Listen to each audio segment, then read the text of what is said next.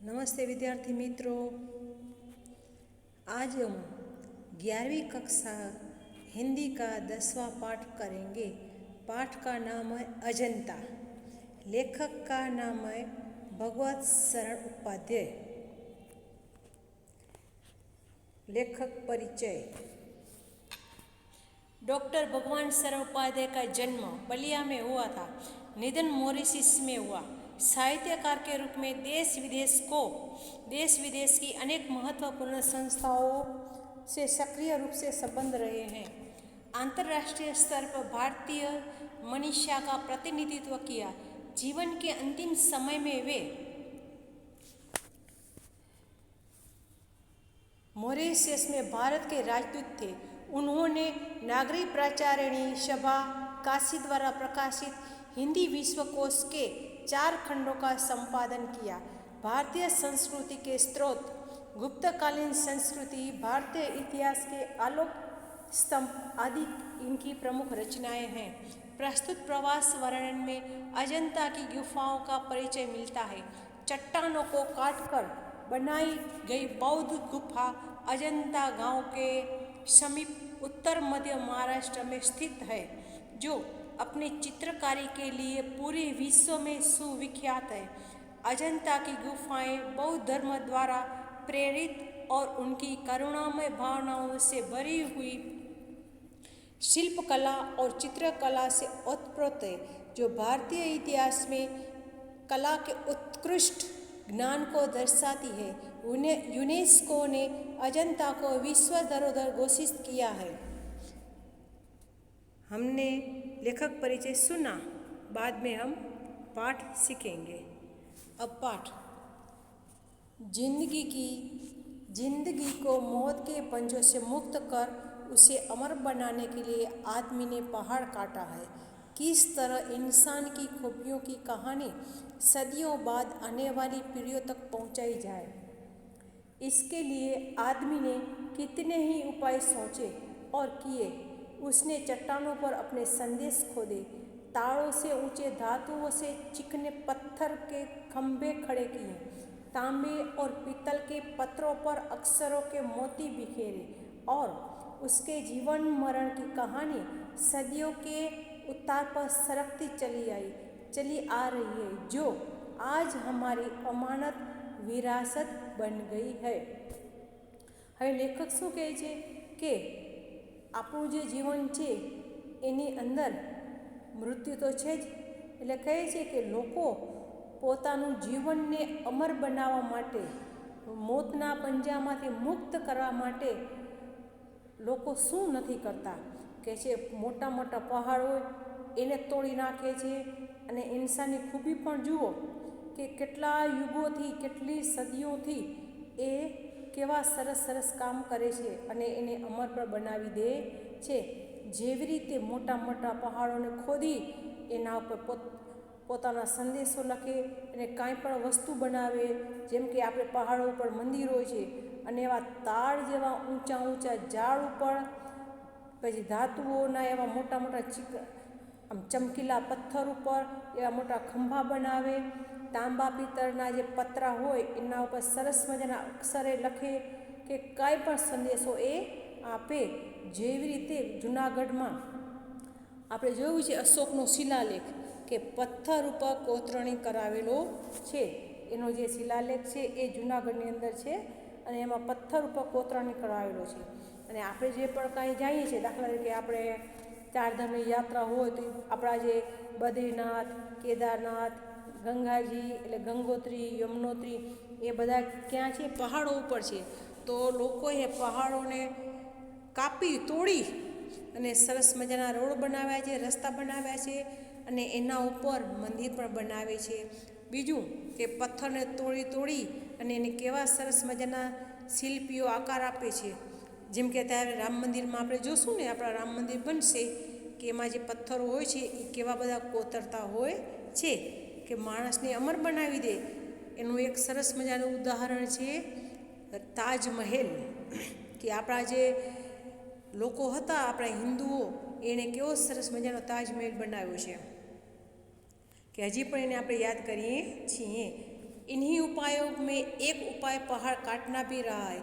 सारे प्राचीन सभ्यों में पहाड़ काटकर मंदिर बनाए गए हैं और उनकी दीवारों पर एक से एक अविरम चित्र लिखे गए हैं कि एक सरस मजानो उपाय શું છે આપણે અમર બનાવવાનો, તો કે પહાડને કાપી અને એના ઉપર સરસ મજાના મંદિર બનાવ્યા છે અને એના દિવાલ ઉપર પણ સરસ મજાના ચિત્રો લખ્યા છે બનાવ્યા છે એમાં લખ્યું છે आज से कोई 2,500 साल पहले से ही हमारे देश में पहाड़ काटकर मंदिर बनाने की परिपाटी चल पड़ी थी। अजंता की गुफाएं पहाड़ काटकर बनाई जाने वाली देश की सबसे प्राचीन गुफाओं में से है। जैसे एलोरा एलिफेंटा की सबसे पिछले काल की देश की गुफाओं या गुफा मंदिर में सबसे विख्यात अजंता के हैं, जिनकी दीवारों और छतों पर लिखे चित्र दुनिया के लिए नमूने बन गए हैं।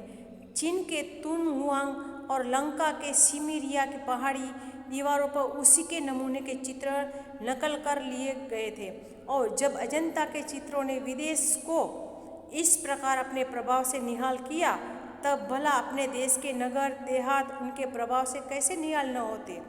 बाघ सितनवत्सल की गुफाएं उसकी अजंता की परंपरा में है, जिनकी दीवारों पर जैसे प्रेम और दया की एक दुनिया ही सिरज गई है।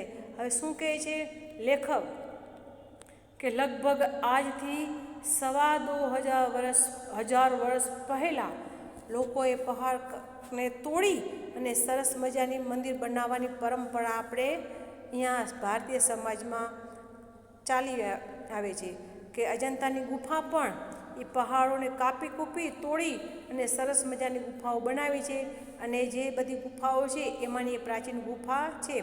જેવી રીતે ઇલોરા કે એલિફન્ટા નામની જે ગુફા છે એ ઘણા યુગો પહેલાંની છે, ઘણા સમય પહેલાંની છે। દેશની ગુફાઓ યા ગુફા મંદિરો છે એટલે કે જે આપણા દેશની અંદર જે ગુફા કે ગુફા મંદિર છે એની અંદર પ્રખ્યાત અજંતા છે કે જેની દિવાલ અને છત ઉપર સરસ મજાના ચિત્રો દુનિયાના નમૂના તેમાં બનાવેલા છે। એમાં ચીન શું છે, ચીન કે તુંગવાંગ, ચીનના તુંગવાંગ, લંકાના સિમિરિયા ની પહાડીના દિવાલો પર એવા સરસ મજાના ચિત્રોની નકલ કરેલી છે। और અને જ્યારે અજંતાને ચિત્રો છે એ વિદેશની અંદર એક સરસ મજાનો પ્રભાવ પાડે છે કે કેમ ન પાડે કે આપણા દેશના લોકોએ સરસ મજાની ગુફા બનાવી અને એમાં જે ચિત્રો કોતરણી કરી છે એક તો બે નમૂની છે કે એની અંદર પ્રેમ અને દયાની એક દુનિયા બનાવેલી છે, એનું સર્જન કર્યું છે। और जैसे संग साजों ने उन गुफाओं पर रौनक बरसाई है, चितेरे जैसे रंग और रेखा में दर्द और दया की कहानी लिखते गए हैं। कलावंत छेनी से मूर्तें उभारते कोरते गए हैं, वैसे ही अजंता पर कुदरत का नूर बरस पड़ा है। प्रकृति भी वहाँ थिरकी उठी है। बम्बई के सूबे में बम्बई और हैदराबाद के बीच विंध्याचल के पूर्व पश्चिम दौड़ती पर्वतमालाओं से निद बांधे पहाड़ों का एक सिलसिला उत्तर से दक्षिण चला गया है, जिसके सह्याद्री कहते हैं। अजंता के गुफा मंदिर उसी पहाड़ी जंजीर को सनाथ करते हैं।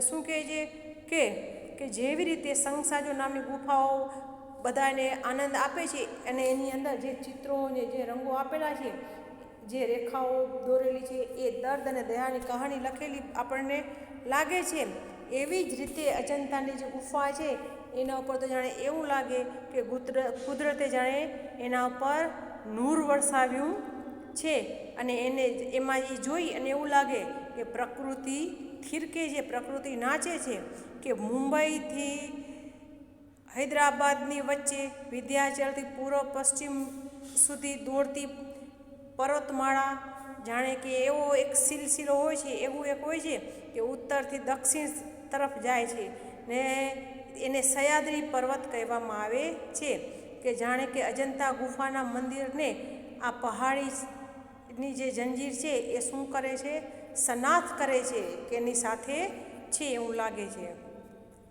अजंता गांव से थोड़ी दूर पर पहाड़ों के पैरों में सांप सी लौटती बहादुर नदी कमान सी मुड़ गई है। वहीं पर्वत का सिलसिला एकाएक अर्धचंद्राकार हो गया है। कोई 250 फुट ऊंचा हरे वनों के बीच मंच पर मंच की तरह उठते पहाड़ों का यह सिलसिला हमारे पुरखों को भा गया है और उन्होंने उसे खोद कर भवनों महलों से भर दिया। सोचिए जरा, ठोस पहाड़ की चट्टानी छाती और कमज़ोर इंसान का उन्होंने मेल जो किया तो पर्वत का हिया दरकता चला गया और वहाँ एक से एक बरामदे। શું કહેવા માંગે છે કે ગામની અંદર એક સરસ મજાની પહાડોમાંથી નીકળતી નદી વહે છે। હવે એ નદી કેવી લાગે છે કે જાણે સાપની જેમ એ વાંકી ચૂકી આડી અવળી હોય એવી લાગે છે અને એને જોઈ ને જાણે કે જે પર્વત છે એ કેવો લાગે છે, અર્ધચંદ્ર આકાર જેવો લાગે છે અને એના ઉપર 100થી 500 ફૂટ ઊંચો જાણે મંચ બનાવેલો એવો લાગે છે અને એનો જે પહાડ હોય, એક પહાડ, બીજો પહાડ, ત્રીજો પહાડ, એનો જે સિલસિલા હોય છે, એનો જે ક્રમ હોય છે એ તો અલગ જ લાગે છે। એટલે કે આપણને ગમી જાય છે। ભા ગયા એટલે કે ગમી જાય છે, ગમવો। અને એને ખોદીને સરસ મજાના ભવન મહેલ પણ બનાવ્યા છે। અને જરા વિચારો કે એવા જે મજબૂત પહાડ હોય એ તો જાણે કેવા લાગે છે કે એની છાતી કમજોર इंसान को मेल जो दिया है कि કેવું છે કે એ કમજોર ઇન્સાનની સાથે એને સરખાવેલું છે અને પર્વતો હોય છે એ એકબીજા સાથે જાણે કે થયેલા છે, એક બરામદામાંથી બીજા બરામદા સુધી, एक बरामदे से दूसरे बरामदे हाल और मंदिर बनने ते चले गए हैं कि એની અંદર એકમાંથી બીજા मंदिर एवं बनता जाए छे। पहले पहाड़ काटकर उसे खोखला कर दिया गया, फिर उसमें सुंदर भवन बना लिए गए जहाँ खंभों पर भी उभारी मूर्तें विहस उठी। भीतर की समूची दीवारें और छतें रगड़ कर चिकनी कर ली गई और तब उनकी ज़मीन पर चित्रों की एक दुनिया बसा दी गई।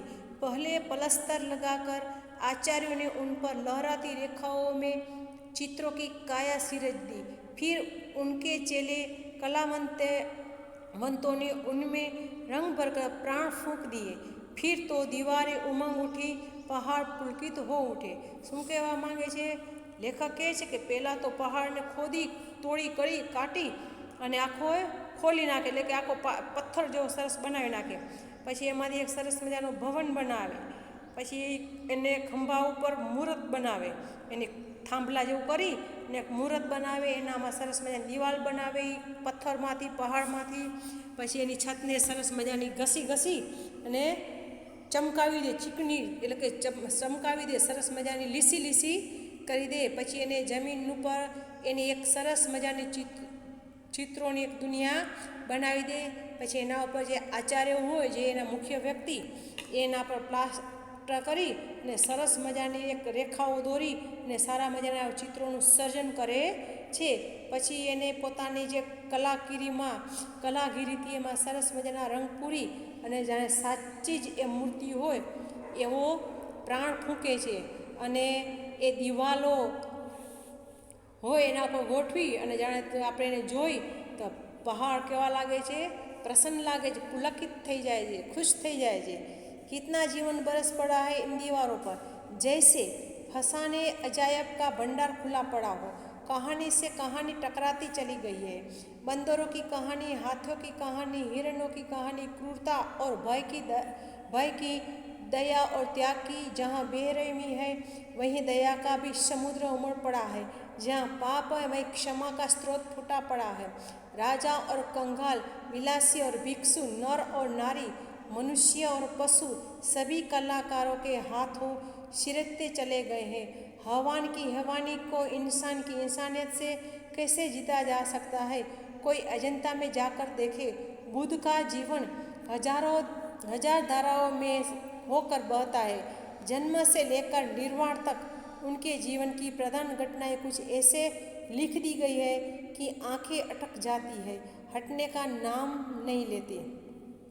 लेखक શું કહે છે કે કેટલાય વર્ષો સુધી આ દિવાલો ઉપર અનેક પ્રકારની એવી અજાયબોના ભંડાર ખુલ્લા છે કે તમે ક્યારે પણ ન જોયું હોય એવા સરસ મજાની અહીં મૂર્તિ જોવા મળે છે, સરસ મજાના ચિત્રો જોવા મળે છે। જાણે કે બંદરો કી વાંદરાઓની કહાની હોય, હાથીની કહાની, હરણાની કહાની, એમાં ક્રૂરતા, ભય, દયા, ત્યાગ, બેરહેમી, દયા, એનો સમુદ્ર જાણે કે ઉમળી પડ્યો છે, કે બધા લોકો દયાના સાગર કેટલા બધા હોય છે એવું બતાવેલું હોય છે, કે જ્યાં પાપ હોય છે ત્યાં ક્ષમા હોય છે, રાજા, ગરીબ, પછી કોઈ ત્યાગી હોય, એટલે કે વિલાસ, કોઈ ભોગ વિલાસવાળો હોય, કોઈ ત્યાગી હોય, કોઈ સ્ત્રી, પુરુષ, મનુષ્ય, પશુ, એવા બધા કલાકારોને પોતાના હાથોથી સર્જન કર્યું છે। હેમાનત ઇન્સાનિયતને કેવી રીતે જીતી શકાય છે એ આપણે અજંતાની ગુફા જોઈએ તો આપણને ખબર પડે કે બુદ્ધનું જે જીવન છે હજારો વર્ષોનું, એ હજારો ધારાઓમાં કેવી રીતે વહે છે, એને કેવી રીતે જન્મ લીધો અને કેવી રીતે એનું નિર્વાણ થયું, એટલે કે નિધન થયું, મૃત્યુ પામ્યા, એ બધી જ મુખ્ય ઘટનાઓ અહીં બતાવેલી છે, કે જેને જોઈને આપણી આંખ ત્યાંથી હટતી નથી।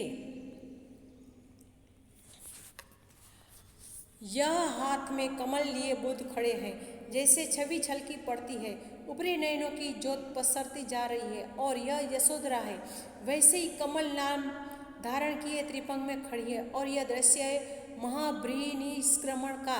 यशोधरा और राहुल निंद्रा में खोए, गौतम दृढ़ निश्चय पर धड़कते हिया को संभालते, और यह नंद है, अपनी पत्नी सुंदरी का भेजा द्वार पर आया बिना भिक्षा के लौटे भाई बुद्ध को लौटाने जो आया था, और जिस भिक्षु जान पड़ा था बार बार भागने को होता है, बार बार पकड़कर संग में लौटा लिया जाता है। इधर उधर फिर वह यशोधरा है, बालक राहुल के साथ। बुद्ध आए हैं, पर बजाय पति की तरह आने के भिखारी की तरह आए हैं, और भिक्षा पात्र देली में चढ़ा देते हैं। यशोधरा क्या दे जब उसका स्वामी भिखारी बनकर आया है, क्या दे न दे डाले, पर है ही क्या अब उसके पास। उसकी मुकुट मणि सिद्धार्थ के खो जाने के बाद सोना, चांदी, मणि, माणिक, हीरा, मोती तो उस त्यागी जगत्रागा के लिए मिट्टी के मोल नहीं, पर हाँ है कुछ उसके पास, उसका बच्चा एकमात्र लाल, उसका राहुल, और उसे ही वह अपने सर्वस्व की तरह बुद्ध को दे डालती है। હવે આ પેરેગ્રાફમાં શું કહેવા માંગે છે કે એનું ત્યાંનું વર્ણન ચિત્ર બતાવે છે કે એક હાથની અંદર બુદ્ધ છે, એક કમળનું ફૂલ લઈને ઊભા છે એવી એની છબી આપણને લાગે છે, અને આપણે જોતા એવું લાગે। પછી એક બાજુ યશોધરા છે, એ પણ કમળ ધારણ કરીને ઊભા છે। પછી એક બાજુ એ રાજા છે, યશોધરા, રાહુલ નિંદ્રામાં સૂતેલા છે। પછી ગૌતમ છે એ પોતે દ્રઢ નિશ્ચય કરી અને ત્યાંથી એ જવા માંગે છે। ત્યાં નંદ છે, એની પત્ની સુંદરીને મૂકે છે કે ભાઈ હવે આપણે બૌદ્ધને જે ભાઈ હોય છે બુદ્ધને એને લઈ આવીએ, અને એને એ ભિક્ષુ જાણે એને ભિક્ષુ લાગે છે। પછી વારંવાર એને ભાગવાનું મન થાય છે, અને વળી પાછો પકડી અને એ આ સાથે લઈ આવે છે। અને આ બાજુ યશોધરા અને બાળક પણ રાહુલ છે। બુદ્ધ આવે છે, પણ પતિ બનીને નહીં, એક ભિખારી બનીને આવે છે, અને એના હાથમાં એક ભિક્ષાપાત્ર હોય છે, એ ભિક્ષા માંગે છે। તો યશોધરા કહે છે કે ભાઈ આજ તો મારો પતિ પોતે ખુદ ભિખારી બની ગયા છે, તો એને મારે શું આપવું? તો એની પાસે શું હોય? પણ હા, એની પાસે મુકુટમણી સિદ્ધાર્થ ખોજાવર, સૌથી બધો જે સ્ત્રી હોય એના માટે સૌથી શ્રેષ્ઠ આભૂષણ એના પતિ જ હોય। તો એ પતિ ન હોય તો બધી વસ્તુ કેવી છે? નકામી છે। એ સોના, ચાંદી, માણેક, હીરા, મોતી એ બધું એના માટે માટી સમાન થઈ જાય છે। અને હા, એને એમ થાય છે કે હું કાંઈ આપું તો શું આપું? એની પાસે એકમાત્ર એનો પુત્ર રાહુલ હતો, એ એને આપી દે છે। और वह बंदरों का चित्र है, कितना सजीव, कितना गतिमान। उधर सरोवर में जल विहार करता वह गजराज कमलदन तोड़कर हाथियों को दे रहा है। वहाँ महलों में वह प्यालों के दौर चल रहे हैं। उधर वह रानी अपनी जीवन यात्रा समाप्त कर रही है। उसका दम टूट जा रहा है। खाने पीने बसने बसाने नाचने गाने कहने सुनने वन नगर ऊंच नीच धनी गरीब के जितने नज़ारे हो सकते हैं सब आदमी अजंता की गुफाओं की इन दीवारों पर देख सकते हैं। કે છે આ બાજુ વાંદરાઓના ચિત્ર બનાવેલા છે, જાણે વાંદરાઓ જોઈને કેવું લાગે છે કે જાણે સાચા જ વાંદરા છે ને આ બાજુ સરોવરની અંદર હાથી છે એ જલવિહાર કરે છે એટલે પાણીની અંદર એ નાય છે, એ કમલ તોડી અને હાથણીઓને આપે છે। આ બાજુ મહેલો પર વहाँ महलों के वह प्यालों के दौर चले કે ત્યાં મહેલો ઉપર પ્યાલ એટલે કે એકબીજા मदिरा पीवे छे अने वह रानी अपने जीवन यात्रा समाप्त कर रही, उसका दम टूट रहा है। ने बीजी बाजू शू छे कि राणी होय छे ए पोतानी जीवन यात्रा समाप्त करी अने पोतानो दम तोड़े छे।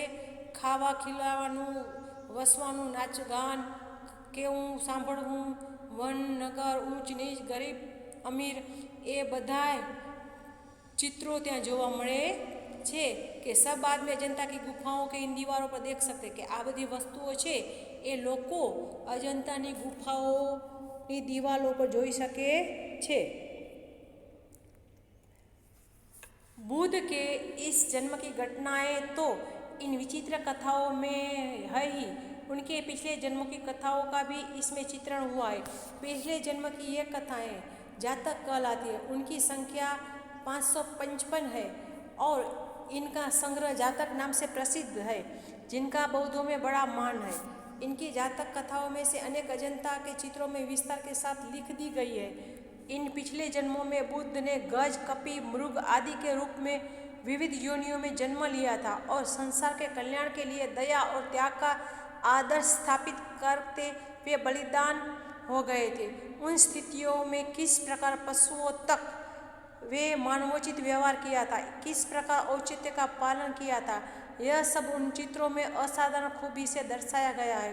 और उन्हीं को दर्शाते समय चित्तेरे ने अपनी जानकारी की गांठ खोल दी है, जिससे नगरों और गांवों महलों और झोपड़ियों समुद्रों और पनघटों का संसार अजंता के उस पहाड़ी जंगल में उतर पड़ा है। और वह चित्रकारी इस खूबी से संपन्न हुई है कि देखते ही बनता है। जुलूस के जुलूस हाथी घोड़े दूसरे जानवर जैसे सहसा जीवित होकर अपने अपने समझाए हुए काम जादूगर के इशारे पर संभल जाते हैं।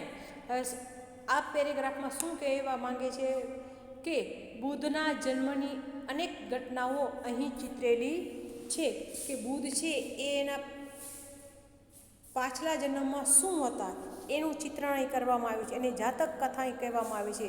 કુલ એનો સંગ્રહ 555 છે કે જેનું બૌદ્ધ ધર્મની અંદર બહુ મોટું માન છે। અહીં એની જાતક કથાઓમાં અનેક અજંતાની ગુફાઓમાં ચિત્રો લખેલા છે કે પાછળના જન્મની અંદર હાથી વાંદરો હરણ એ બધા અલગ અલગ યોનિઓમાં એમનો જન્મ થયો હતો અને એણે સંસારના કલ્યાણ માટે દયા અને ત્યાગ એ આદર્શ સ્થાપિત કરી અને બલિદાન આપ્યા હતા। એ સ્થિતિની અંદર એણે કેટલાય પશુઓને સાથે માનવ વ્યવહાર કર્યો હતો અને એને પોતાનું પાલન કર્યું હતું પોતાના ધર્મનું।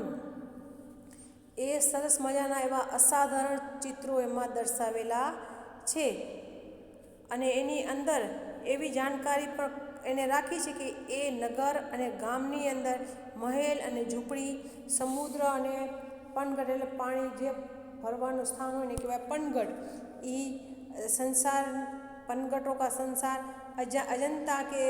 अजंताना ए पहाड़ी जंगल में उतरी पड़ा हो एवं लगे छे। अने एनी चित्रकारीनी खूबी तो बहुत सरस छे, एने जोईने तो जाणे एवं लगे कि जाणे साचुं ज छे। ए जुलूसनी अंदर हाथी घोड़ा एवा केटलाय प्रकारना बीजा जानवरों एमां जाणे एवं लगे कि जीवता होय एवो आभास थाय छे। खरेखर आ जादूगरनी एक कमाल छे। इन गुफाओं का निर्माण ईसा के करीब 200 साल पहले ही शुरू हो गया था और वे 7वीं सदी तक बनकर तैयार भी हो चुकी थी। एक दो गुफाओं में करीब 2000 साल पुराने चित्र भी सुरक्षित है। હવે જો શું કહેવા માંગે છે કે આ ગુફાની રચના ક્યારે કરવામાં આવી હતી, એનું નિર્માણ ક્યારે કરવામાં આવ્યું હતું, તો શું કહે છે કે 200 વર્ષ પહેલાં ઈસા ઈસવીસન જે આપણે કહીએ ને એ ઈસાના નજીક લગભગ 200 વર્ષ પહેલાં આ અજંતામાં જે ગુફા બનાવવાનું કામ ચાલુ થઈ ગયું હતું અને એ 7મી સદીની અંદર બનીને તૈયાર પણ થઈ ગઈ હતી। વિદ્યાર્થી મિત્રો, અત્યારે કઈ સદી આલે છે ખબર છે ને? આ 7મી સદીમાં, અને કહે છે કે એમાં 1-2 ગુફાઓની નજીક એની અંદર 1-2 જે ગુફાઓ છે એની અંદર લગભગ 2000 साल पुराना जूना चित्रों हजी एवं सुरक्षित आपेला छे। पर अधिकतर चित्र भारत के इतिहास के सुनहरे कहे छे कि अधिकतर चित्र छे ए भारतना इतिहासनी अंदर सुनहरे लखेला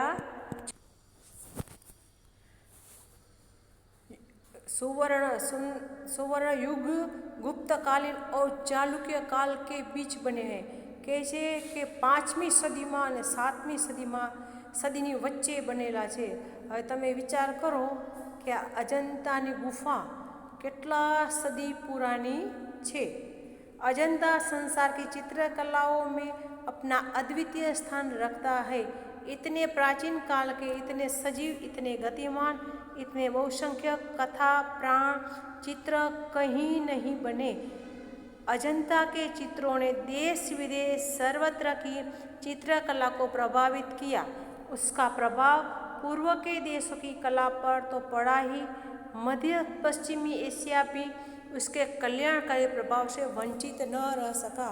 कहे छे कि अजंतानी गुफानी अंदर संसारनी चित्रकलाओं 2 नमूनाओ स्थान मळ्युं छे अने एनी अंदर युगो पीड़ा वर्षों पहला जूना चित्रों एवं सरस मजाना जाने के सजीव होय, गतिमान होय कि जाने हमणां ज कंईक करशे एवा अनेक बहुसंख्यक एटले अनेक प्रकारनी एवा प्राण चित्रों एमां बनेला छे, एवा बीजे क्यांय बन्या नथी।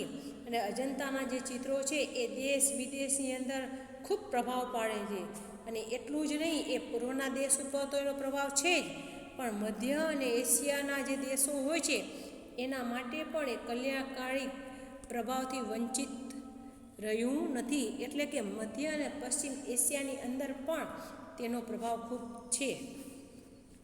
धन्यवाद।